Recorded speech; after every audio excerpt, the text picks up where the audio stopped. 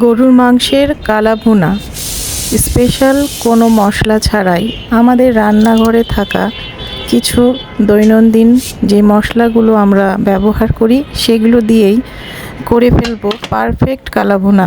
সেই রেসিপি নিয়েই চলে আসলাম আজকে। আসসালামু আলাইকুম। 1.5 কেজি মাংস নিয়ে নিয়েছি, তার সাথে নিয়ে নিয়েছি 1 কাপ হচ্ছে ভাজা পেঁয়াজ মানে বেরেস্তা পেঁয়াজ, আর 2 কাপের মতো কাঁচা পেঁয়াজ, আর মশলা সব পরিমাণ মতো আদা বাটা, রসুন বাটা, জিরা গুঁড়া, ধনিয়া গুঁড়া, গোলমরিচ গুঁড়া, সব রকম মশলাই, হলুদ গুঁড়া পরিমাণ মতো নিয়ে নিয়েছি। তারপরে বেরেস্তা করার যে তেলটা থাকে সে ভাজা তেলটাও আমি ঢেলে দিয়েছি ওর মধ্যে। ভাজা তেলটা দিলে হবে কি স্বাদটা আরও বেড়ে যাবে এবং কালারটাও চেঞ্জ হবে। তো সব কিছু মিলিয়ে খুব ভালো করে মাখতে হবে, অনেক ভালো করে, যতটা মাখা যায় আর কি।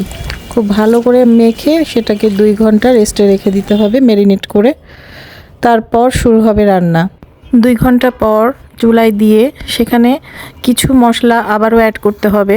তার মধ্যে গরম মশলা, তেজপাতা কিছুটা থাকবে, আর দিতে হবে শাহি গরম মশলা, যেটা বাসায় আমি তৈরি করি, যার মধ্যে প্রায় 10 রকম মশলা থাকে, জয়ত্রী সহ।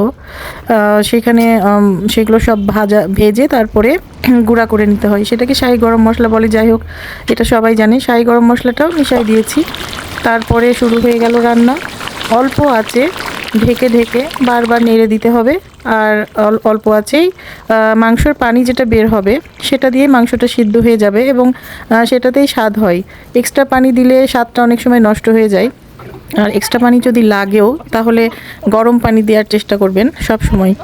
তো আমার এক্সট্রা পানি লাগেনি, আমি অল্প আঁচে রান্না করি সব সময়, তাই সেভাবেই ঢেকে ঢেকে আমি রান্না করেছি এবং মাংসের পানিতেই মাংসটা সিদ্ধ হয়ে গেছে।